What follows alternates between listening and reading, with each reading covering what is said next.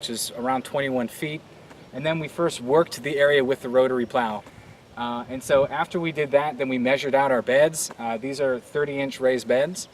And so then we just built 3 of them. A good tip in building raised beds in general, you're going to want to let them settle for a period of time, preferably up to 2 weeks, just in order for that dirt to settle, become a little bit less fluffy. It's going to make things a lot easier as you go about what we're going to do today, which is essentially smooth out these beds and make them ready for planting.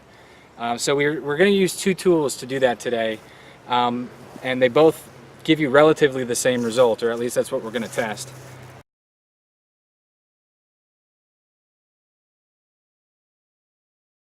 So right here we have attached our power harrow.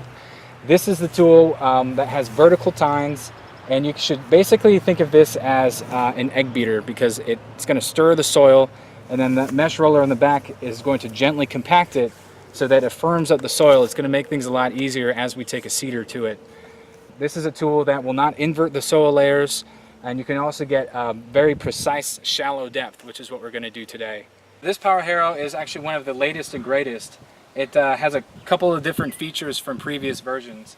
For one thing, now it has metal sides for better soil control. These are spring-loaded.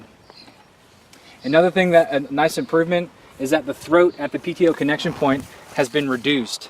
So now it's about 2.5 inches closer to the tractor PTO, which gives it better balance, especially when you're turning at the end of the row. And then, of course, one thing that the BCS power harrow possesses that others don't is that it has a quick drop feature, so that for one thing you can instantly access transport mode so that you're rolling with the tines off the ground, makes it easier to transport. But then you can also instantly access your preferred depth setting. So at that point you don't have to crank it up and down and kind of make a guess or count the revolutions in order to figure out what depth setting you're at.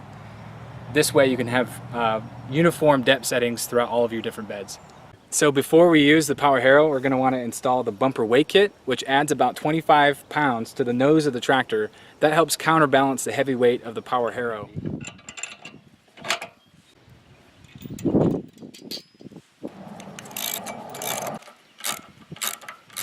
Okay, so now that we've installed our bumper weight kit, let's get started.